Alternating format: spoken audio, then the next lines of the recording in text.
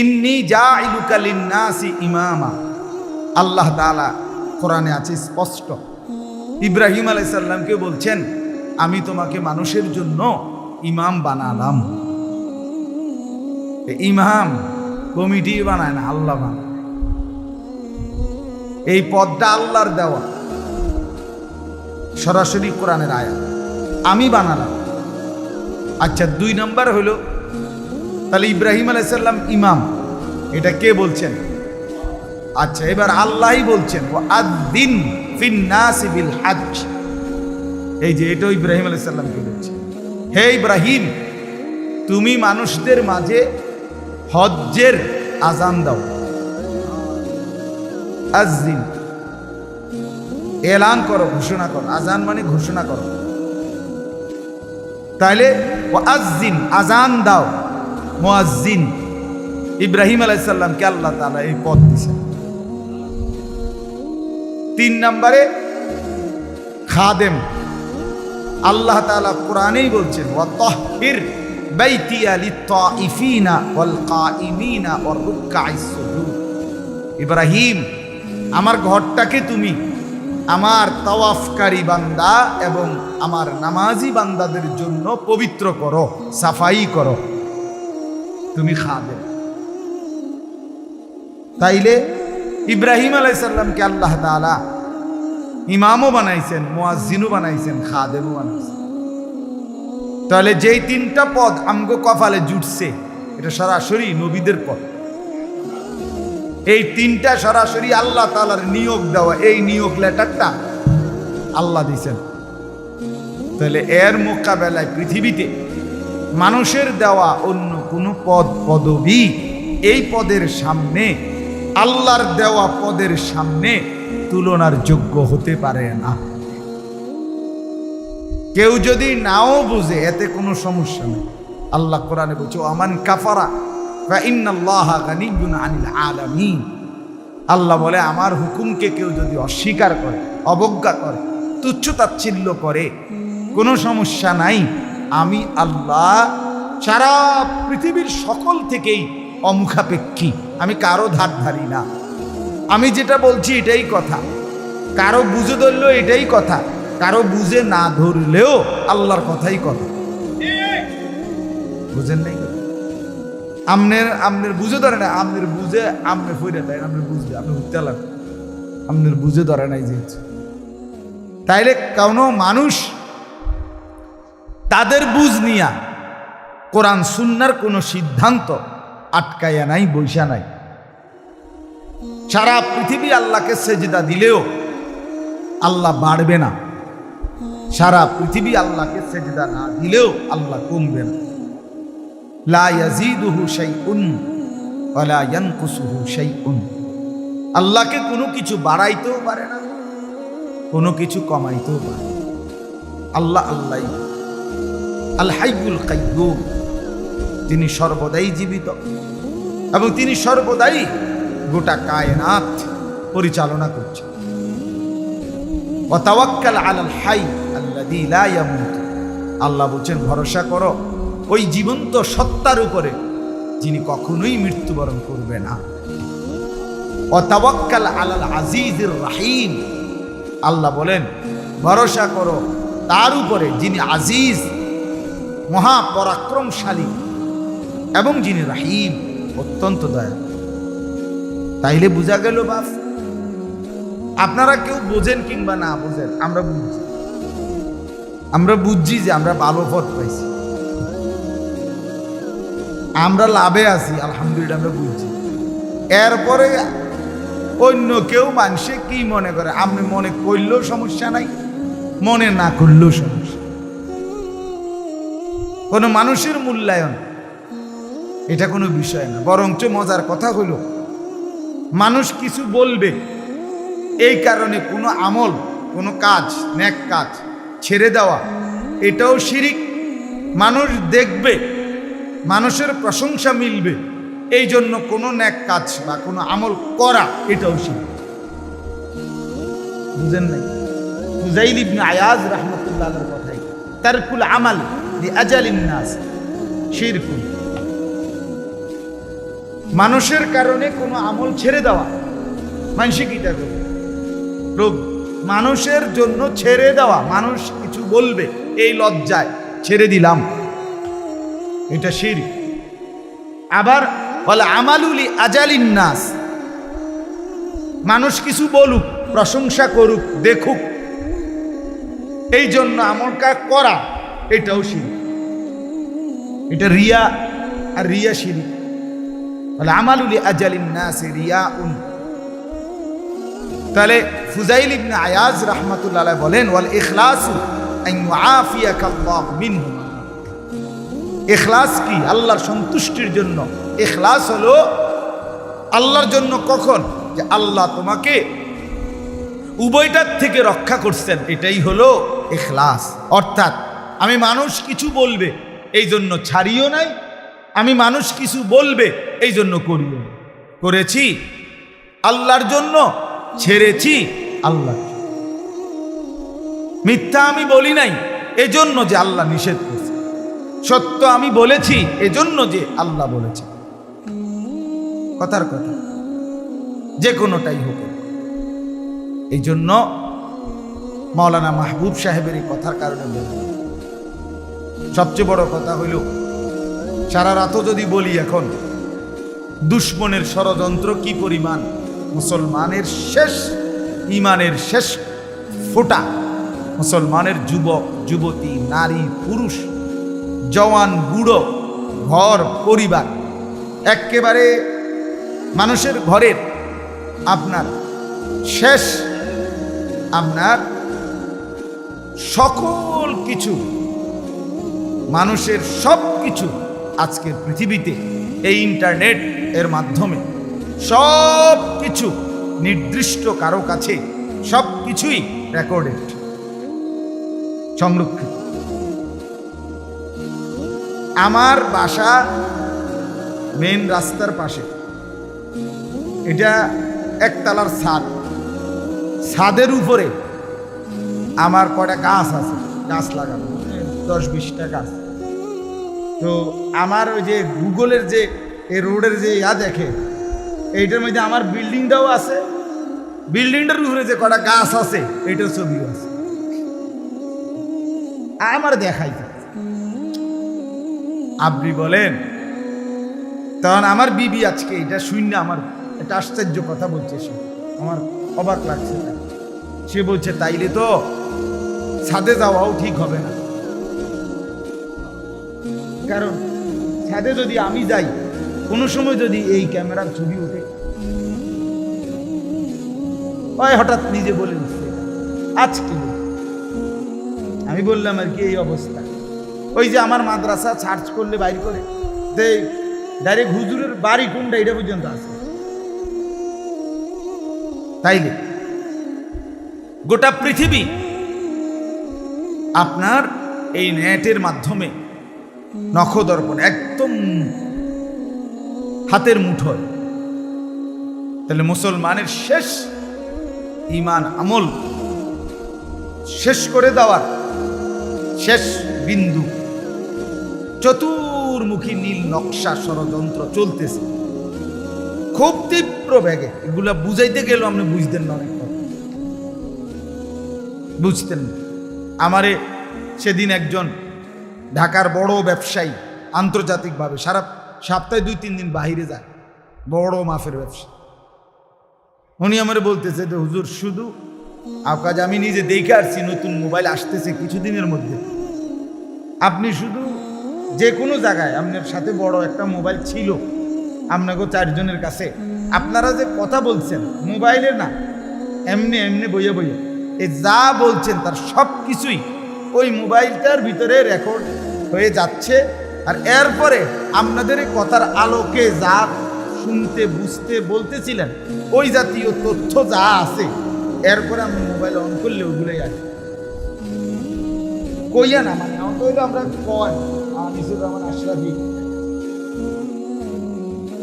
কি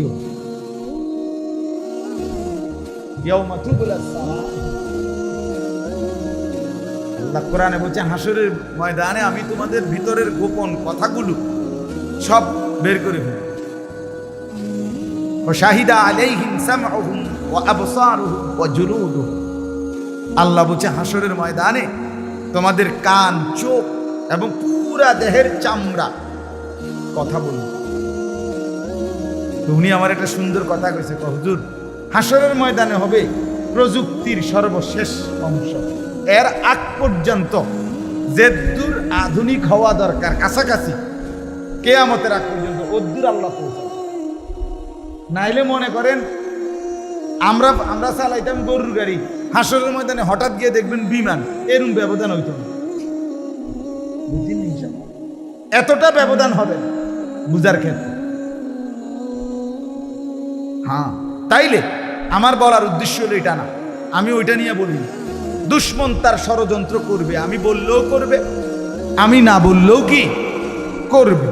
কিন্তু দেখার বিষয় হলো রবের আসমানওয়ালা আল্লাহ তাআলা তার দ্বীন হেফাজতের দায়িত্ব নিছেন কিনা? কোরআন সংরক্ষণের দায়িত্ব কার? আল্লাহ বলছেন আমি নিলাম। অতএব দুশ্মনের ষড়যন্ত্র যত নিখুঁত, যত গভীর হোক না কেন, এটা মনে রাখতে হবে তার বিকল্পে আল্লাহ তাআলার কৌশল তার চাইতে অনেক ঊর্ধ্বে। ওয়া মাকারু ওয়া মাকারাল্লাহ আল্লাহু খায়রুল মাকিরিন। আল্লাহ বলে বেঈমান ষড়যন্ত্র করে আর আমি আল্লাহ কৌশল করি, আর আমি হচ্ছি সবচাইতে বড় সর্বোত্তম কৌশলকারী। তোরা নাফরমানের 70 বছরের আধুনিকতা প্রযুক্তি আমি এক ফুৎকারে উড়াই দিতে পারি, এক ফুৎকারে উড়াই দিতে। এই জন্য আমি বলতে চাচ্ছি একটা জিনিস, এই মাদ্রাসাটা দেখা মূলত আমি কথাটা বলছি, এই কথাটা বলতে চাচ্ছি। অর্থাৎ সারা বিশ্বে মুসলমানদের বিরুদ্ধে এগুলো সব আপনাদেরকে বলাও যাবে না, নিজেদের নিরাপত্তার জন্য বলা যাবে না। কিন্তু এগুলো শুনলে মাঝে মধ্যে এমন হতাশা লাগে, ভয় লাগে, হায় হায় আর বাঁচবো কয়দিন, আর টিকবে কয়দিন মুসলমান। কিন্তু আবার দেখি যে বাংলাদেশের হালাত হলো প্রতিটা গলিতে গলিতে, রন্ধ্রে রন্ধ্রে আল্লাহ তাআলার কুদরতে ছোট ছোট ছোট ছোট অসংখ্য মাদ্রাসা। এই মনে যেন 5 বছরের ভিতরে ম্যাজিক হারে বাইরে গেছে। ইটার কারবারটা, ইটার কারণটা এনে কি দরকার লাগবে?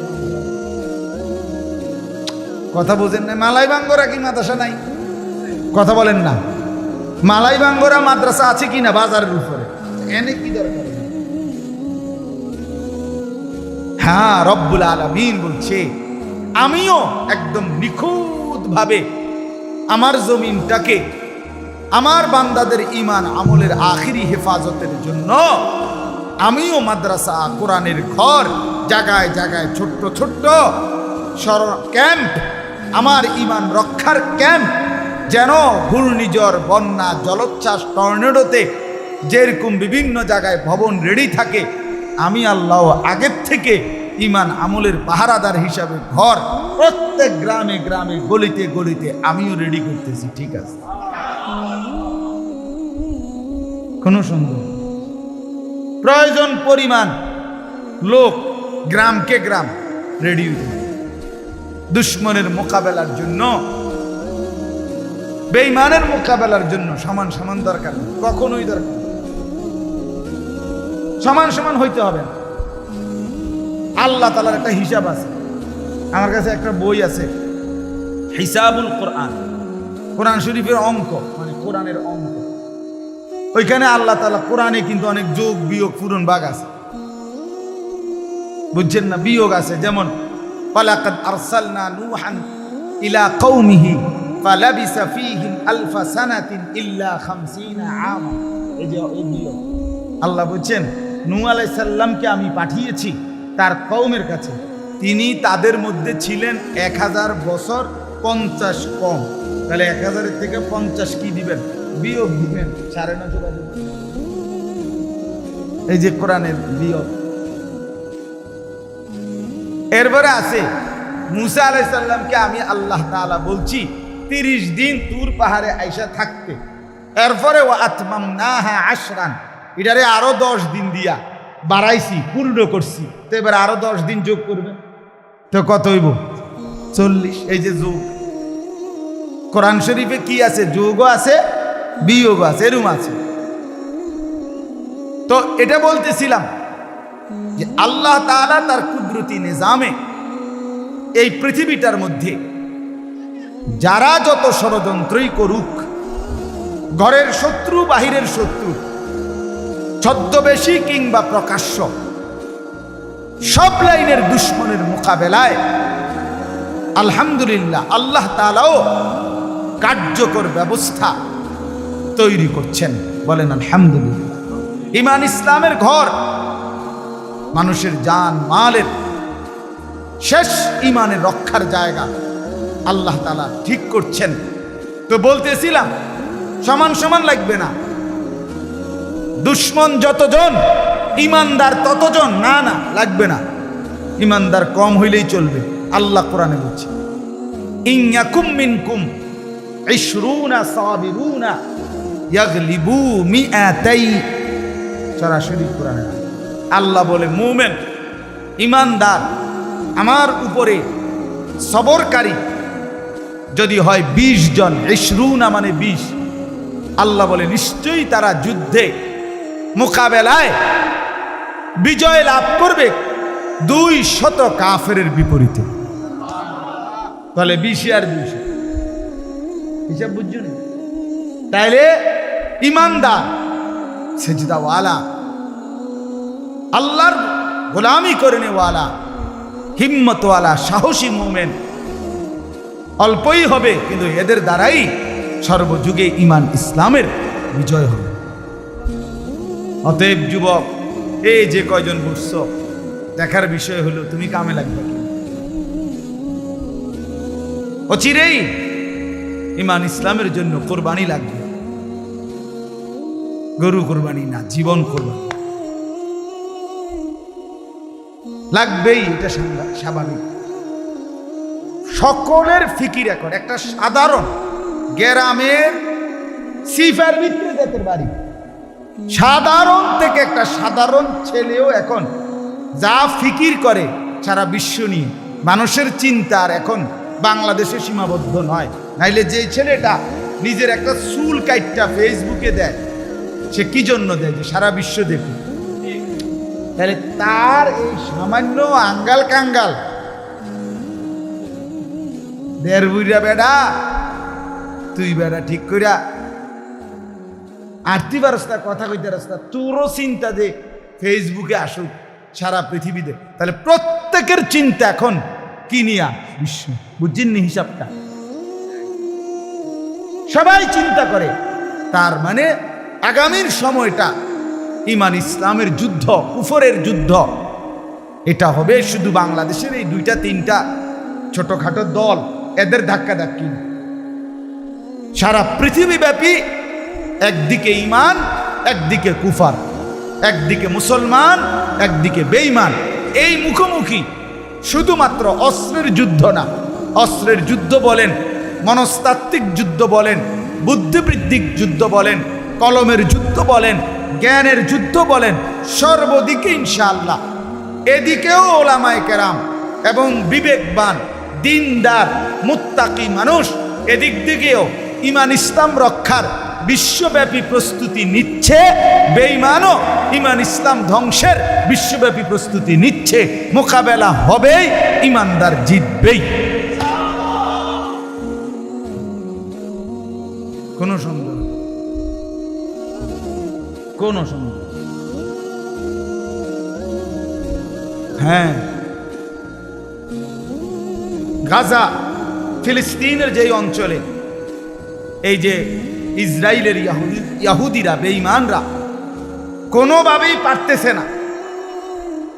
গাজা সেই অক্টোবর মাসে, 7ই অক্টোবর, সেই দিন থেকে শুরু হইল। অক্টোবর, নভেম্বর, ডিসেম্বর, জানুয়ারি, ফেব্রুয়ারি, মার্চ, এপ্রিল, মে, শেষের পথে, শেষই হয়ে গেছে। ধরেন আজকে 8 মাসে এক সুতা হামাসের মুজাহিদদের গাজ্জার মাথা নোয়াইতে আসছে না, ঘাড় নোয়াইতে আসছে না, কারণটা কি?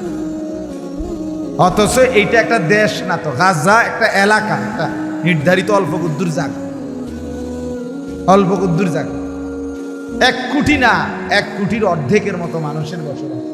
হ্যাঁ, অল্প কিছু মানুষের বসবাস, কিন্তু এদের সারা ইউরোপ, বিশেষ করে আমেরিকা, ইউরোপ সাপোর্ট দিচ্ছে।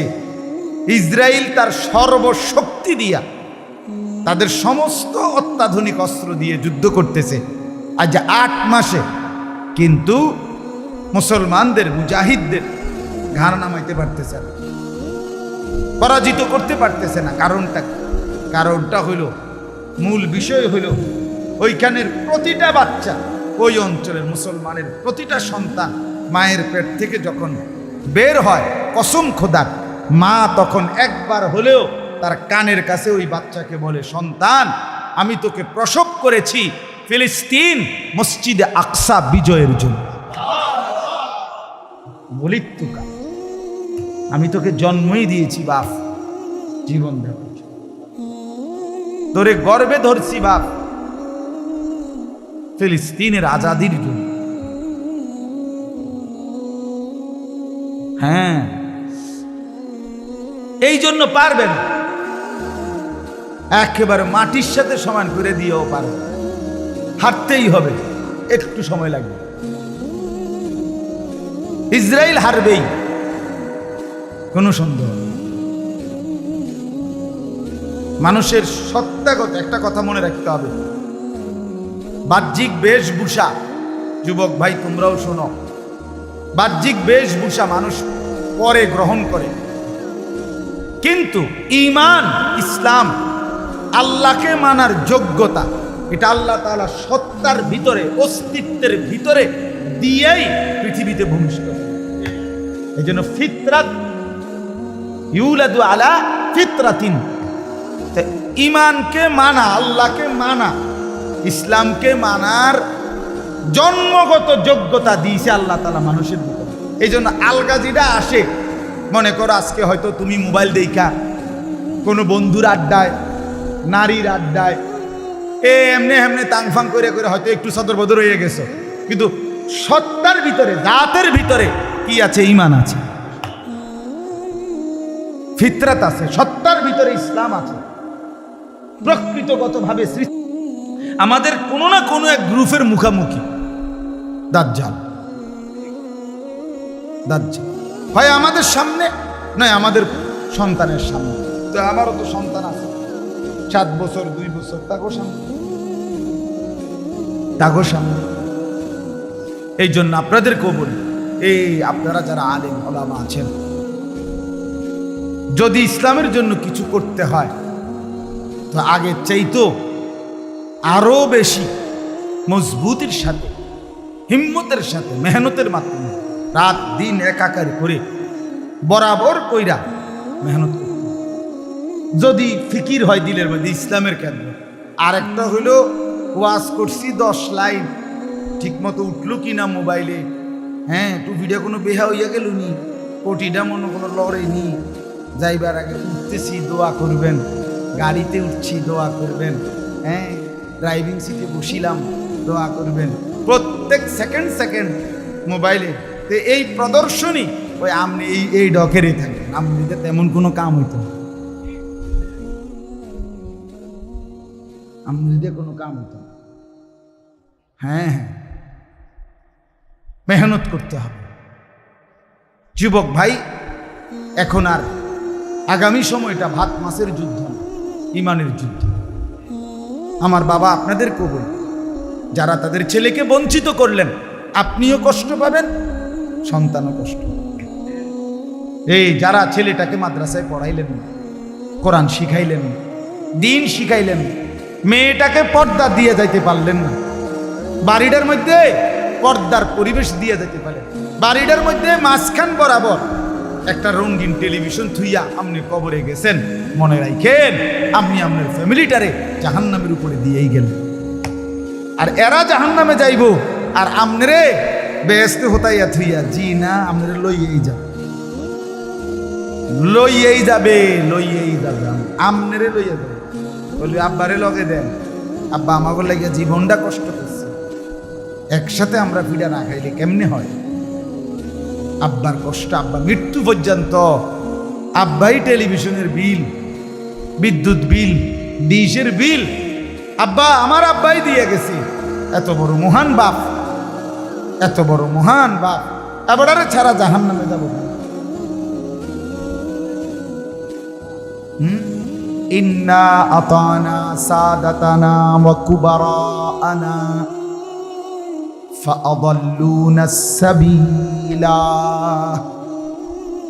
নাফরমান কিয়ামতের ময়দানে বলবে, জাহান্নামী বলবে, রব্বুল আলামিন, আমি আমার বড়দেরকে, আমার নেতৃস্থানীয়দেরকে, তাদেরকেই তো অনুসরণ করেছিলাম, তারাই তো আমারে গুমরাহির রাস্তা ধরায় দিছে।